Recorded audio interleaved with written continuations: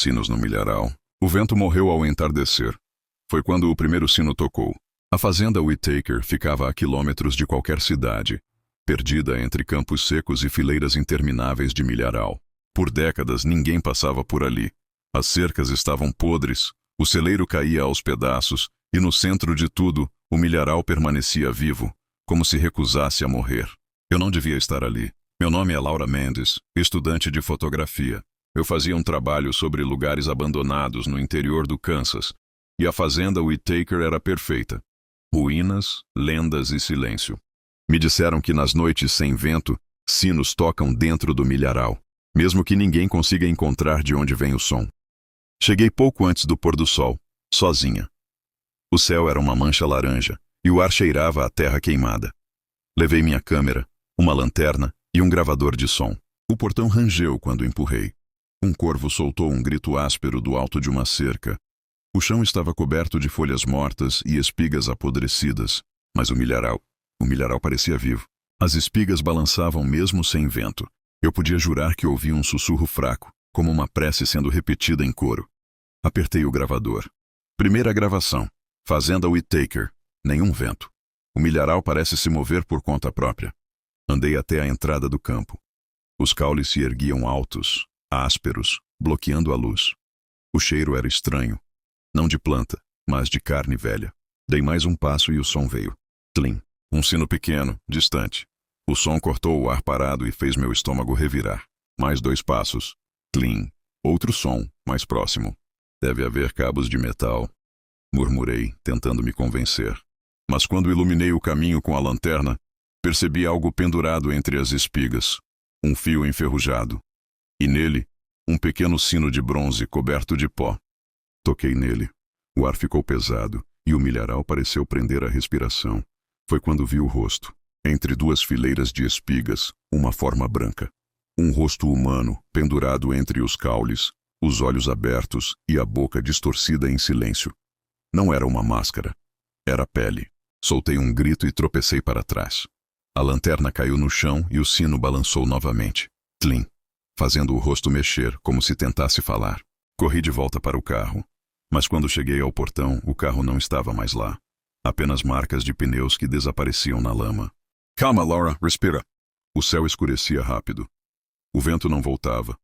Os sinos tocavam um a um em sequência, como se me chamassem de volta. Peguei o gravador. O visor piscava. Reprodução automática, nova faixa detectada. Mas eu não havia gravado nada. Apertei play. Uma voz rouca encheu o ar. Quem ouve o sino, quem vê o rosto, deve oferecer o seu. O som foi seguido por um riso baixo, como vento passando entre dentes quebrados. Meu corpo gelou. Virei em direção ao milharal. Os sinos tocavam agora em uníssono, dezenas, talvez centenas. E entre os caules eu via silhuetas, rostos pendurados, balançando. Não é real, sussurrei. É o som que causa alucinações. Mas então um dos rostos abriu os olhos. Era o de um garoto, talvez 10 anos. Os lábios costurados se abriram com o som de fios se rompendo. O sino tem fome. Eu corri. Entrei no celeiro velho, batendo a porta atrás de mim. O cheiro era de mofo e ferrugem. No fundo, encontrei uma parede coberta de jornais antigos. Manchetes desbotadas falavam de desaparecimentos na fazenda Whittaker, 1952. Família desaparecida após colheita. Som de sinos ouvido por testemunhas. Abaixo das manchetes, uma foto em preto e branco mostrava o casal Whittaker e seus 2 filhos. Atrás deles, o milharal. E pendurados nas espigas, pequenos sinos. Eles diziam que o milho crescia melhor quando regado com sangue. As palavras estavam rabiscadas a lápis sob a foto. De repente ouvi o som atrás da porta. Tlim, tlim, tlim. Um por um, os sinos se aproximavam. Eu me escondi atrás de um trator enferrujado. O som parou. O silêncio era tão denso que eu podia ouvir meu coração. Então algo se moveu do lado de fora. Um arrastar de passos lentos. A porta rangeu. Um homem entrou, o corpo curvado, a pele acinzentada. Vestia roupas antigas, cobertas de poeira, e pendurado em seu pescoço, um sino idêntico aos outros. Você ouviu o som? Disse ele, a voz seca como palha. Agora deve plantar sua face. O quê? Ele ergueu um espelho rachado. E no reflexo, vi algo impossível. Meu rosto começava a se descolar, como se estivesse sendo puxado por dentro. Gritei, mas o som saiu abafado. O homem se aproximou, o sino tocou. Tlim, e o reflexo mostrou meu próprio rosto pendurado entre as espigas, os olhos me observando. Caí no chão, sufocando, e tudo ficou preto. Quando acordei, o sol nascia. Estava deitada entre as fileiras do milharal. Tudo estava quieto. Peguei o gravador que ainda funcionava. Última gravação, Fazenda Whittaker. Não há vento. Os sinos pararam, mas eu consigo ouvir o eco. Olhei para o milharal e vi algo pendurado numa das espigas. Um sino novo, brilhando ao sol. Aproximei-me. Dentro dele, preso pelo metal, estava um fio de cabelo castanho, idêntico ao meu. De repente, uma brisa fraca soprou, e o sino tocou. Tlim.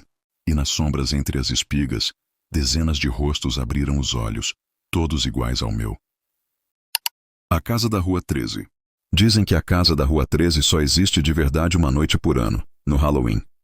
Durante o resto do tempo é apenas um terreno vazio, coberto por mato e névoa. Quem passa por ali durante o dia vê o portão enferrujado e uma placa caída, sem nada além de terra seca e silêncios antigos. Mas quando as crianças vestem fantasias e o vento começa a cheirar a vela e abóbora, as janelas se acendem. Ninguém sabe quem foi o primeiro a perceber. Alguns juram que ouviram música vindo de dentro. Outros dizem que há risadas e sombras dançando atrás das cortinas. Mas há uma regra conhecida por todos. Quem entra na casa nunca sai o mesmo. E foi exatamente por isso que Elias, Rafaela, Tomás e Lia decidiram entrar. Eles tinham 17 anos e buscavam algo de verdade naquele Halloween.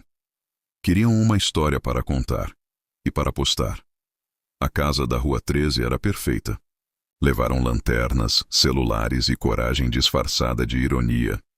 Chegaram pouco depois da meia-noite, quando a neblina se tornava tão espessa que parecia viva.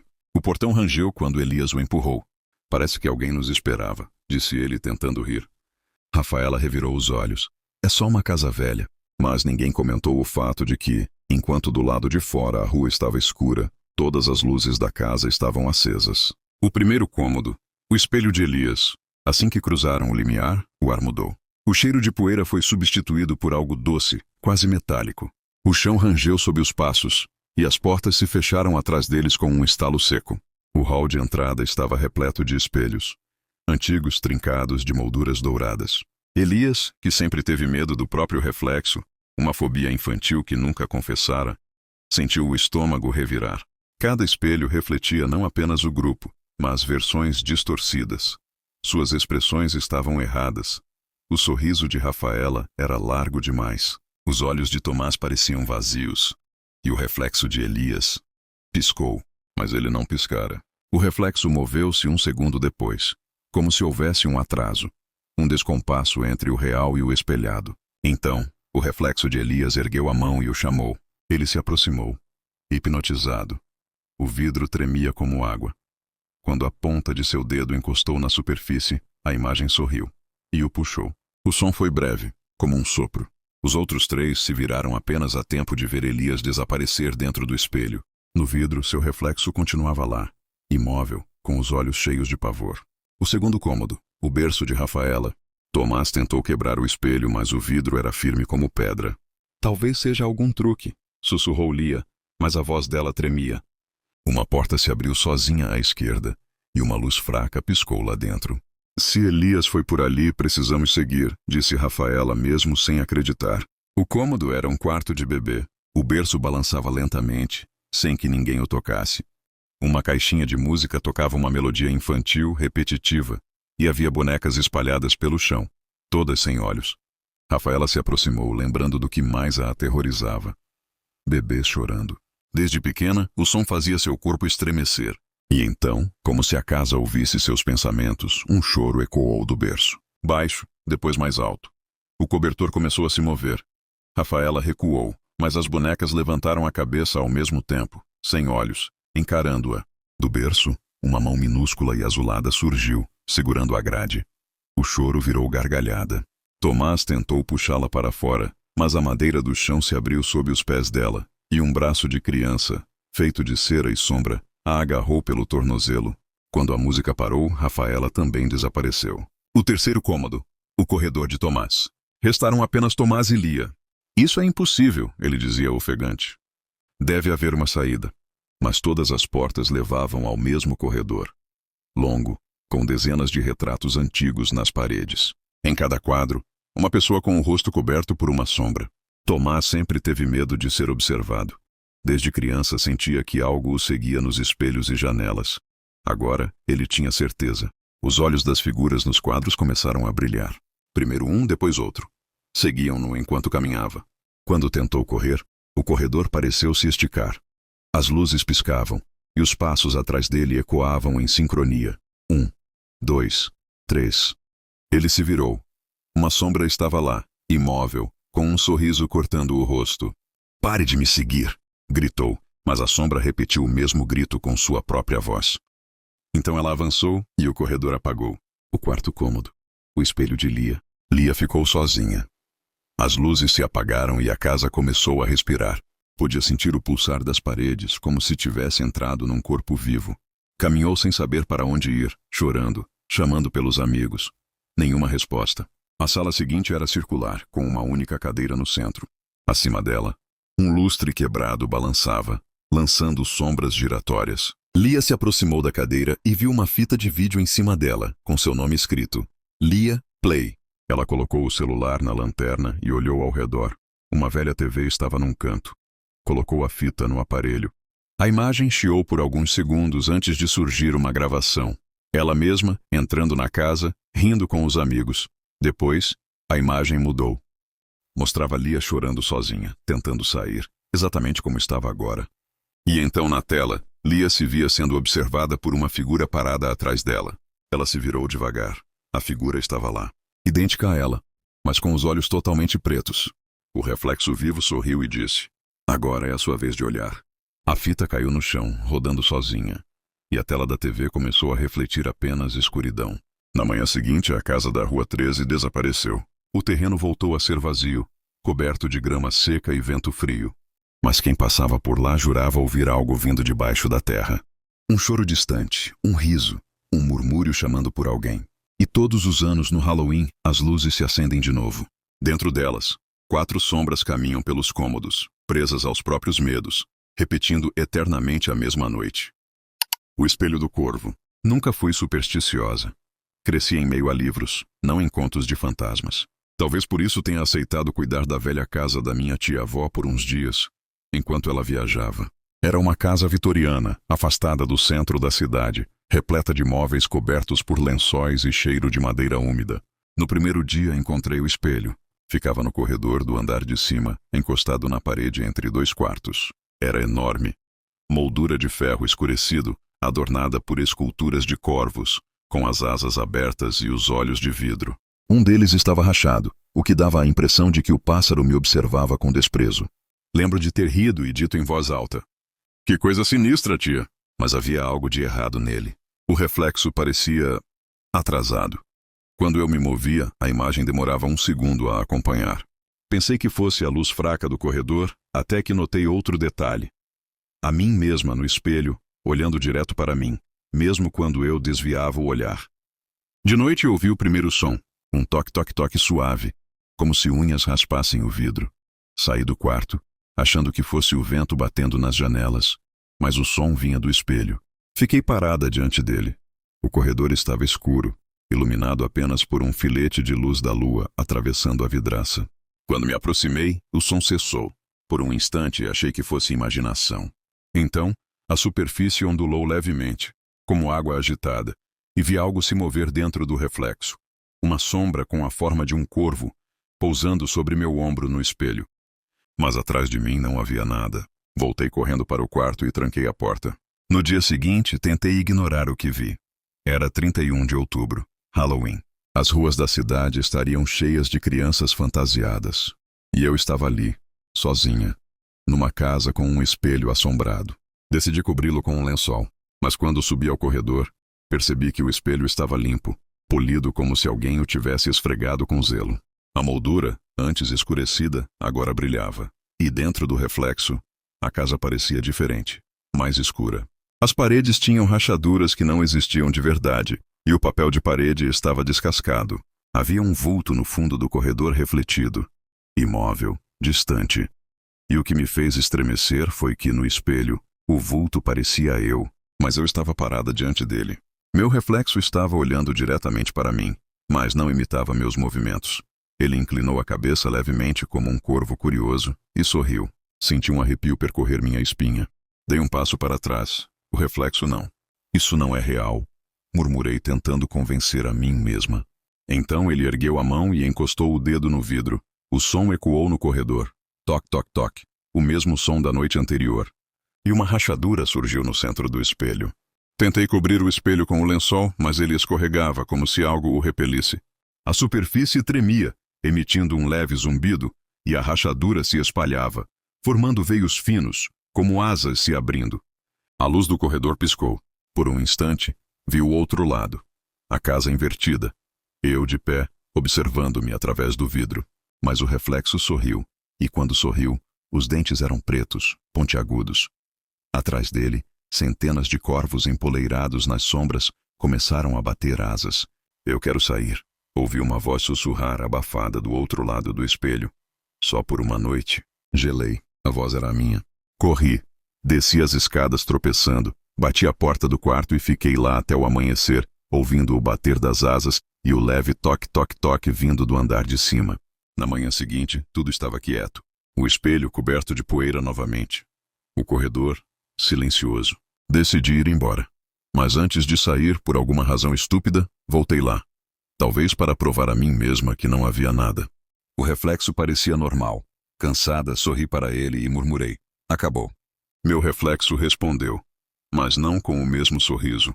Ele ergueu o queixo e piscou para mim, antes de eu piscar. E então o vidro se rompeu em 1000 pedaços. Acordei caída no chão, rodeada por estilhaços. Tudo estava em silêncio. Tentei me levantar, mas o corpo parecia pesado, o ar denso. Olhei para o chão e vi meu reflexo, de pé dentro do espelho quebrado, me observando de fora. Ela ou eu? Sorriu, virou-se e saiu do corredor. Corri até o vidro, bati desesperadamente, mas tudo o que via era a casa invertida. As sombras se movendo, os corvos empoleirados nas janelas e o som das asas preenchendo o ar. Do lado de fora ouvi minha voz, a dela, dizendo: finalmente livre. O último fragmento de vidro diante de mim refletia apenas um par de olhos escuros e um bico negro surgindo no meio do rosto. Desde então, o espelho do corredor permanece coberto com um lençol. Dizem que, em noites de Halloween, quem passar em frente àquela casa e olhar através da janela, verá um vulto. Uma mulher parada diante do espelho, com o rosto pálido e os olhos de corvo. E se o reflexo sorrir, significa que ele já não está preso do outro lado. As fitas de Salem Hill. A fita chiava antes de começar. Era sempre assim. Um som seco, o estalo do videocassete, e então uma imagem granulada, cheia de ruído e sombra. Eu e meus amigos encontramos as fitas no porão da antiga casa dos Holloway, a família que desapareceu em Salem Hill no Halloween de 1993. A casa ficava no fim da estrada, cercada por árvores que pareciam observar. Tudo estava coberto por poeira, mas as fitas estavam ali, empilhadas com etiquetas escritas à mão. Halloween 1987, Halloween 1990, Halloween 1992 e a última, sem data, apenas marcada em tinta vermelha, final. Na época, achamos que tínhamos descoberto um tesouro perdido. Queríamos filmar um documentário amador sobre lendas urbanas da cidade. Ninguém acreditava que Salem Hill era amaldiçoada, até vermos a primeira fita. A primeira fita, 1987, mostrava crianças fantasiadas andando pela rua principal, rindo, pedindo doces. A filmagem tremia, feita por alguém que acompanhava o grupo. Tudo parecia inocente até que o câmera desviou para o lado, e o foco captou uma figura parada ao fundo, imóvel, usando uma máscara branca sem rosto. A câmera tremeu, a figura desapareceu. No fim da fita, havia uma data rabiscada e um som abafado, como um grito. A segunda fita, 1990, era diferente. Mostrava a mesma rua, mas com menos crianças. O vídeo terminava diante da casa dos Holloway. Uma das janelas do andar de cima se acendia sozinha e uma sombra se movia lá dentro. Quando a imagem travou, algo refletiu na tela. Parecia o mesmo rosto branco da fita anterior, agora olhando direto para a câmera. Lucas, o mais cético do grupo, Disse que era montagem, mas ninguém mais quis ver à noite. A terceira fita, 1992. Essa começou com o mesmo som de chiado, mas logo percebemos que o cinegrafista filmava o interior de uma casa, provavelmente a dos Holloway. As paredes estavam cobertas por desenhos infantis, abóboras, fantasmas, caveiras e rostos brancos, sem traços. De repente, uma voz feminina fraca sussurrou atrás da câmera. Ele ainda está aqui. A fita cortou para a estática. Foi nessa noite que o primeiro sinal estranho aconteceu. Enquanto rebobinávamos, o videocassete ejetou a fita sozinho, e a tela ficou preta. No centro do escuro, um símbolo vermelho começou a pulsar, como se fosse uma marca feita por dentro da TV. A quarta fita, final. Demoramos alguns dias para criar coragem. Era Halloween novamente, e a curiosidade venceu o medo. Colocamos a fita no aparelho. Dessa vez não havia imagem, apenas áudio. Sons de passos, respiração e, ao fundo, uma voz que parecia narrar. 4 jovens exploradores, curiosos demais para o próprio bem. Lucas soltou uma risada nervosa. Parece que alguém sabia da gente. Mas quando a imagem finalmente apareceu, não era uma gravação antiga. Era ao vivo. A câmera mostrava a sala onde estávamos. Os mesmos objetos, as mesmas roupas, até o mesmo videocassete. E então, um por um, começamos a aparecer na tela. Sentados, imóveis, com expressões vazias. No vídeo, o Lucas se levantava, andava até a câmera e dizia algo que não conseguimos ouvir. Na vida real, ele estava parado, olhando para a TV, com o rosto completamente branco, como se todo o sangue tivesse sumido. Isso é alguma piada? Perguntei. Mas no vídeo, a figura do Lucas olhou direto para mim e respondeu com a voz distorcida. Ainda está aqui. As luzes piscaram. O videocassete começou a chiar e a TV desligou sozinha. Quando acendemos as lanternas, Lucas não estava mais na sala. A janela estava aberta e o vento trazia o som distante de crianças rindo, embora não houvesse mais ninguém nas ruas. Tentamos rebobinar, mas a fita desapareceu do aparelho. O compartimento estava vazio, quente, cheirando a plástico queimado. Na manhã seguinte, fomos até a polícia. Disseram que Lucas provavelmente fugiu. Ninguém acreditou na história das fitas. Mas há algo que não contei a ninguém. Toda noite, desde então, o meu videocassete liga sozinho às 11h59. E, mesmo sem fita dentro, a tela mostra o mesmo símbolo vermelho pulsando. Ontem, por curiosidade, deixei gravando. Quando revi o vídeo hoje de manhã, percebi que havia uma nova etiqueta no chão, ao lado da TV. Estava escrita à mão, em tinta vermelha, com uma palavra. Halloween 2025. A festa que não acabou. Recebi o convite numa terça-feira. Era um envelope preto, lacrado com cera vermelha, sem remetente. Dentro, um cartão escrito à mão.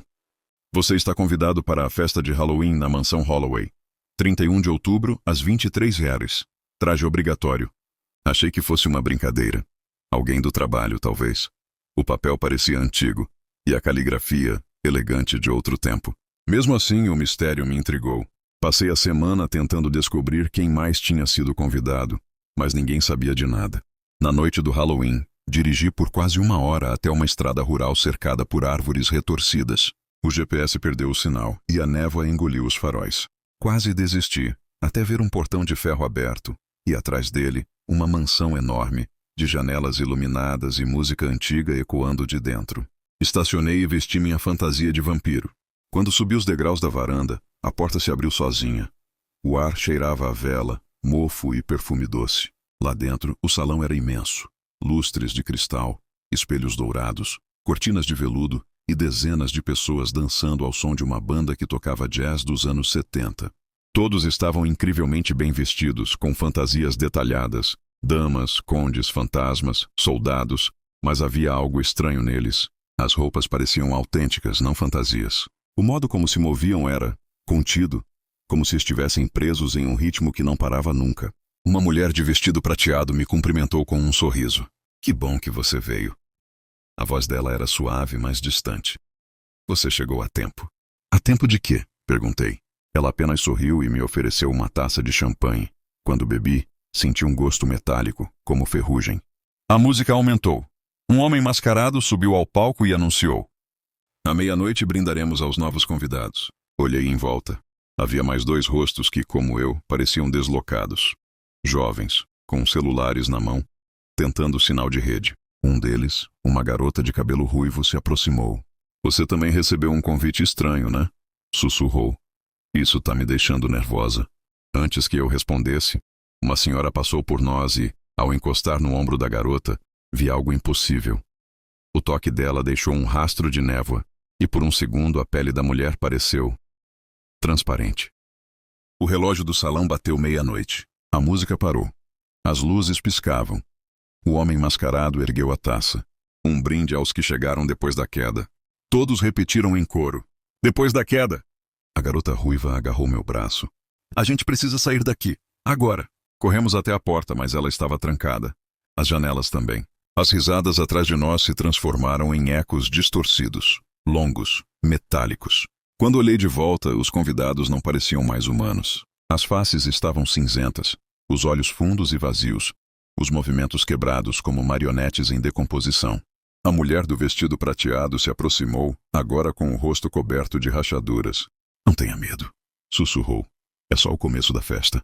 A garota gritou, e o som se perdeu em meio ao riso coletivo. De repente o chão pareceu girar. As luzes se apagaram. E quando acordei, estava sozinho. O salão estava abandonado, coberto de poeira e teias. O relógio parado marcava 00:01. Nenhuma música, nenhum convidado. Só silêncio. Saí tropeçando pela mansão, tentando entender o que tinha acontecido. As paredes estavam descascadas, as cortinas rasgadas.